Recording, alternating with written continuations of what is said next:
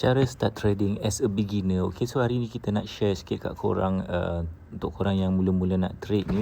So kami share sikit tips macam mana untuk korang mula trade.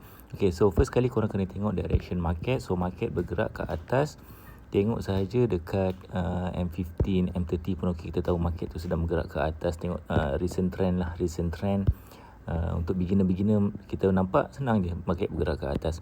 So bila dia ada pullback, maknanya price tu turun sedikit, kat sini kami akan sell, kami akan set buy limit sampai dekat level bawah ni, iaitu dekat level stop loss. So dekat level bawah ni kalau kita tengok dekat M1 sahaja boleh nampak yang ada beberapa touch point yang sepatutnya price tu akan jadi tempat pantulan price lah. So kita set saja buy limit, letak stop loss luar daripada zone ni dan tunggu saja korang punya trade tu order fill dan boleh start buat trade. So contoh macam kali ni kita buat ada modal dalam 7-800, bolehlah buat dalam 100-200 ringgit sehari.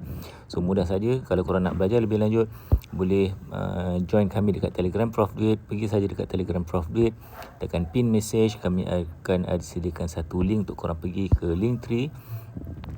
Okay, so untuk korang yang baru-baru nak start trading as a beginner ni, korang boleh ikut step by step. Yang pertama, korang daftar broker forex. Yang kedua, korang install app trading. Dan yang ketiga, korang boleh follow signal trading dekat Telegram Prof Duit. Kalau ada, kami share. Kalau nak chat dengan kami, boleh tekan dekat link TikTok Prof Duit. Belajar tips-tips trading dekat YouTube Prof Duit dan juga Instagram Prof Duit. Okay, so kalau korang nak contact kami, chat kami di TikTok Prof Duit untuk kami ajar korang sedikit sebanyak pasal trading lah. So dekat Telegram Prof Duit ni kami akan ada share lah beberapa signal.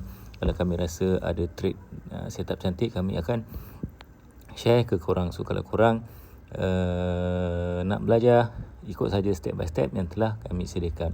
So kalau korang rasa video ni membantu, korang share video ni pada rakan-rakan, save dan chat kami di TikTok Prof Duit. Jumpa lagi dalam video akan datang.